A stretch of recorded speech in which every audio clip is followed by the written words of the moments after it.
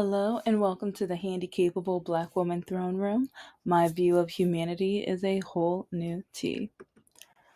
Okay. So I'm probably going to be talking about sub stories that I've mentioned a lot, but that's because my channel is relating my life, relating my situations to current events, politics, the horror of dating life. I swear, my dating life is scarier than almost any horror movie.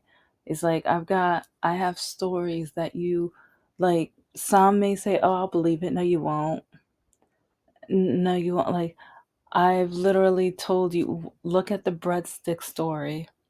How many women out here? I know I'm not alone, but I know there's not that many where a man will literally say, let's go out for dinner, let's go on a date finally, because his no good, lazy, special candy addicted. Like, but yeah, listen to the episode because there's a catch when he tries to take me to Olive Garden.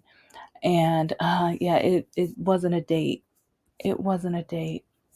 And then when you date another guy where his family is literally a group of bigots, yeah, literally a group, like, it's like one thing Mr. No Heart's mom has in common with the orange man, who she loves, oh my gosh, is they both have literally said racist things about almost every demographic. Literally, yeah. And there were some times where I caught her on Facebook saying something, and I had to remind her that she's a Christian, and I had to remind her by even putting some scriptures in there with, remember about love thy neighbor, remember about like the item with the clothing and the mixture of fabric. Like, you're putting down people with what they wear because of their religion and everything like that. But look at what you're like, you're going against what the Bible says every single day. So you better sit down, hush up, and mind your business. Like, cause see, a lot of people don't know how to mind their business. A lot of people in the church, they want to tell people who to love, who to marry, and to do things by the way of a book. But at the same time, I'm like, as long as that person loves that person, that's none of my business. I'm not giving them an invitation to my bed, and they're not giving me an invitation to their bed. Well, yeah, some of the dating apps, some of them, that's a different story. But all I gotta do is say no. All I have to do is say no. No, thank you. And or yeah, thanks for the invitation, but yeah, you know how that goes. So anyway, I need to like, I'm saying all of that because I have said so many stories and I have so many more to talk about, especially with the news that's going on with the two Detroit moms. I want to kind of do a versus thing with like both, like the sad news about the two children who passed away in the casino parking lot, and then the Pontiac mom who, on Facebook and stuff, like, I taught right near there. And when I see parents that I used to teach their students, and then my students who graduated high school talking and responding, some of them knew that, like, it hits hard. It hits hard. So, and yeah, I might be saying my age, like, yeah, most of you got, like, I've already said, I'm not a spring chicken. And I was finally diagnosed with my disability in my 30s because no good, lazy, despicable, like, just corrupt doctors kept blaming me to the point where I ended up with mental and physical ABUSC for over 30 years. Yeah. But with all of that, with all of that, with my disability, see, you didn't think I was gonna, yeah, it goes trying to find a job. Like, a lot of people, when they think of diversity, equity, and inclusion, a lot of them just picture lazy black people, Black people who don't deserve a job, black people who only get a job because they're black people, like, and it's like all they think of is black people. Maybe some think of people of color, but black people. And a lot of people don't want to see black people like at certain levels, like those in the White House right now, currently, as we speak, now, this second. But I've told you a few stories about especially when I first started job hunting after I finished college. It was a nightmare because being a woman, being black, and having a disability, but an undiagnosed disability, because that really got me. Since I was undiagnosed, people like, they kept asking me what's wrong with me, which was illegal. They weren't supposed to be asking that, but they did. They did. And some even try to tell me, because at one, they actually tried to like tell me that they would give me their doctor's card or information too. And some people were like, "Oh, you should have taken that because now you have a disability." Like, I was so fed up with doctors, and at the same time, it was really uncomfortable because yeah, that's gonna be like I said, I have so many stories, and one thing that I have noticed with my channel, that like when I talked about the amazing like like lawyer Woo Young Woo, I love that. Like, oh my gosh, I love that show and that series so much because I don't have autism. I'm not on the spectrum, but my disability, my job interview experience, I connect with her so much. And it's like the first night or the next day when I was saying, okay, how did that episode do so far? And I got a few, like, yeah, because I'm still like a nerd on here. Like, not many people know me or whatever, but it's like a few people saw, but then one person gave me a thumbs down.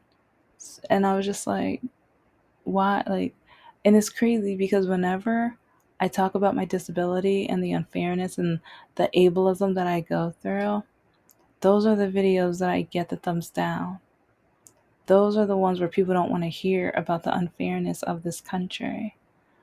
And sometimes it's when I talk about the reality of being a black woman or being black, but almost every single time it's when I talk about the ableism. Though, like, yeah, those is where it hurts. And it's like it hurts because part of me is just like, if you have a disability and you disagree, write in the comments, let me know why you disagree.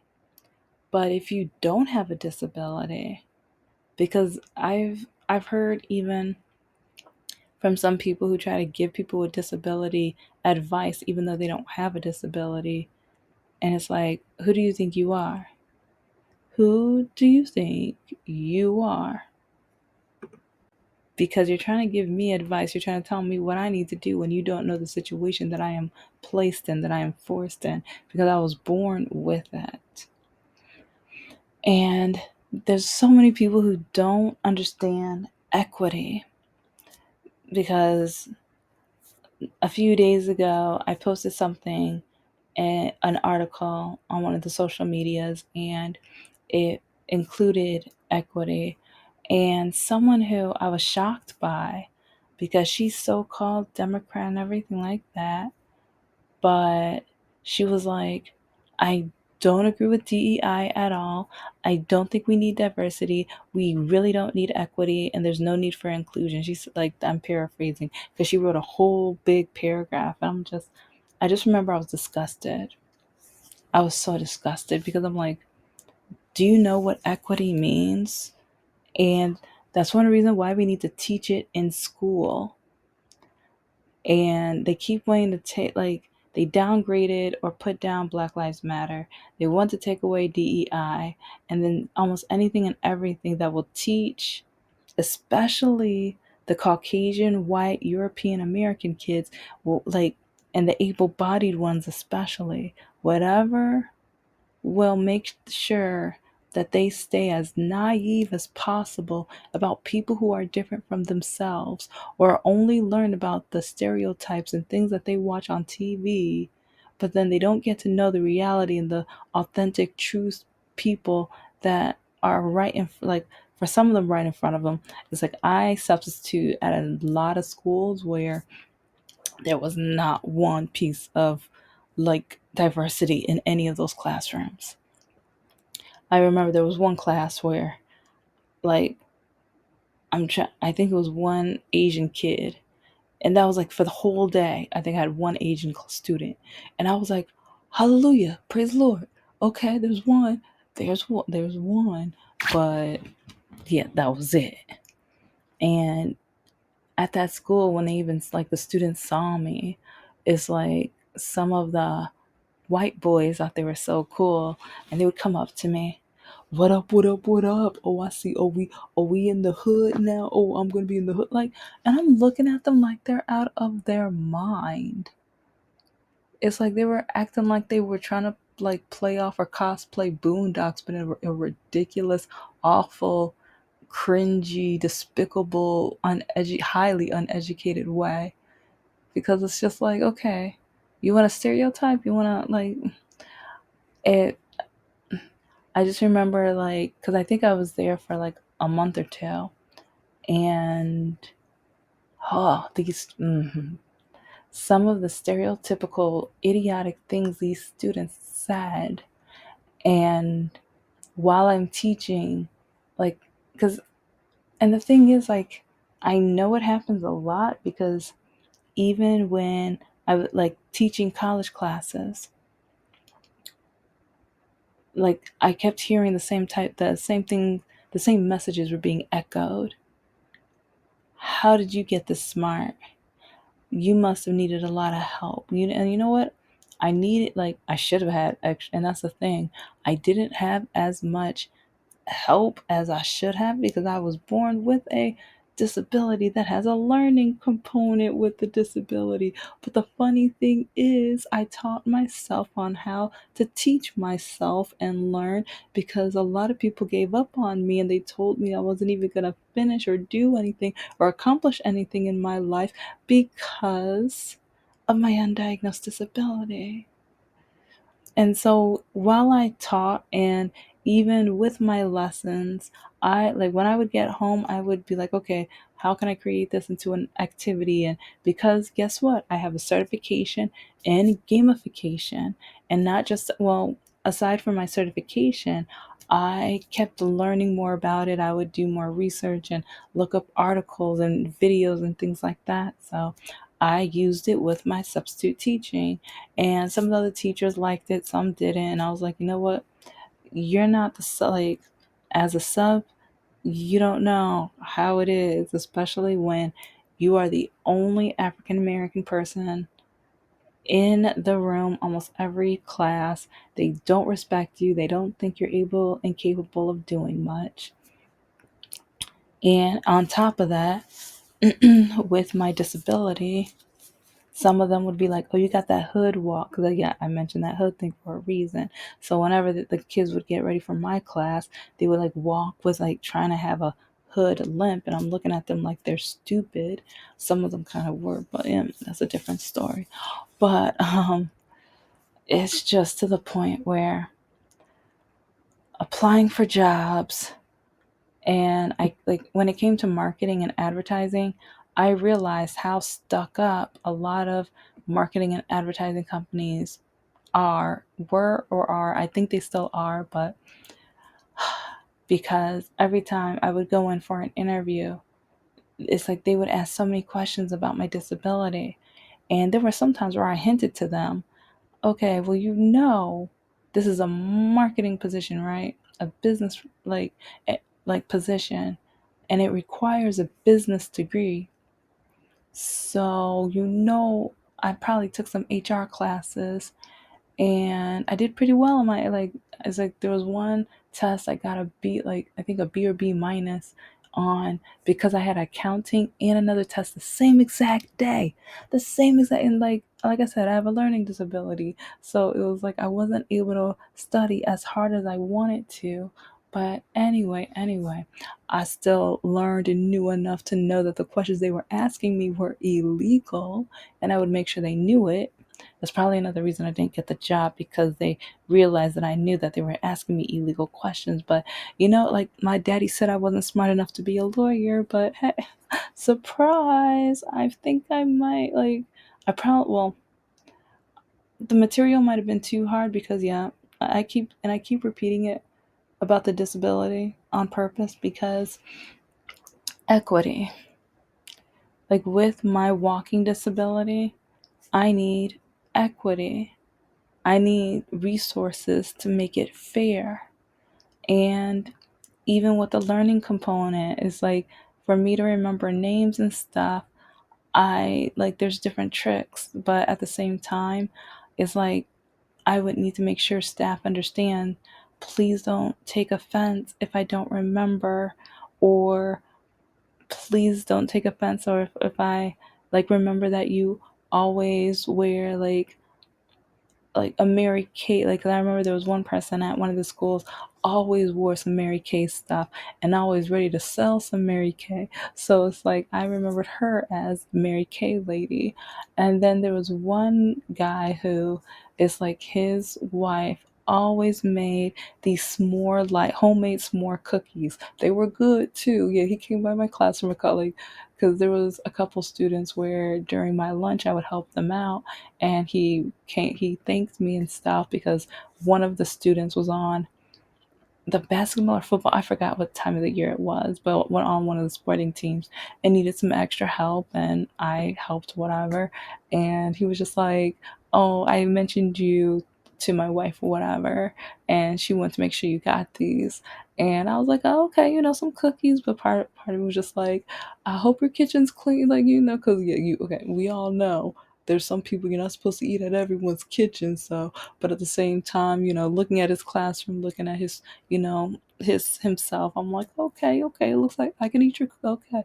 No, but okay, that almost sounds, because now I'm thinking of Steve Harvey and the cookie or whatever. Not like that, not like that. But anyway, it's just oh yeah, those are some really good cookies too, though. But when it came, it's really crazy what with teaching. There were some like teachers and stuff, they didn't want me to work at their schools, but I got hired by the substitute teaching company, and then some judged me, or they wanted to ask me questions, but since it's like, or oh, especially the inner city, like the Pontiac, the Pontiac schools, yeah, they were like, yeah, we have so many substitute teachers that refuse to ever come back. We're on a short list. We have a short list, and I'm like, yep, I know. Yep, I know. You sure do. And so, and then some. Oh yeah. Oh, I got stories about some of the Detroit schools, but anyway, it's just trying to get jobs, period, is highly difficult for me, especially now that my walking got so severe and so worse. I had to have the surgery. And now I have to use walking assistance, like machines or mechanics or whatever. It's like now that the White House, now that the orange guy is literally trying to take away laws that will help me. And this is where I'm getting to my point, because I know some of you are like, what is she talking about? Trying to find a job and always being looked at, always being talked about, always being stared at. That's part of my life, and that's a part of my life that I hate, but I'm mostly used to. But now that I'm diagnosed, it feels different. It's different being diagnosed now and being stared at, looked at, judged, and ridiculed. But it's frustrating when I'm being ridiculed, or when especially people talk about people with disabilities and they're against equity, and some are even against people with disabilities working, but then they're against America helping those people live their lives. And part of me feels like you're okay. So especially Republicans, yeah, you already know I'm talking about MAGA Republicans right now, but it's like you say you're pro-life. So you're pro-life. So that means that after someone's born, that they need to be fed and they need shelter, and mental substance, mental clarity and things like that, But you don't want them to have like you want us to work for that, but then a lot of jobs don't want to hire us, and you don't agree with equity, and that equity would help us find companies that will hire us, because a lot of them want nothing, and I mean nothing, to do with us. You do not know how many jobs found reasons to not hire me. Sometimes it was because I was black, but a lot of times it was because of how I walked, or sometimes it was a combination of the two. Like when I say I'm a triple threat, female, black, disability, yeah, triple threat to not get a job, because I get judged and stereotyped in all of those ways, or a combination of them. I get put down or told that I wasn't supposed to, I'm not supposed to have either gotten the education, or I shouldn't have that work experience and things like that. I get judged so much, so often, and it's infuriating. But if you have the nerve to say you don't agree with equity, you don't agree with diversity, equity, and inclusion, but then you say people with disabilities are lazy because they're not working, but you don't want DEI that would assist and help them be able to get the jobs that they want to work, because some of us are able to work, some of us beg to work.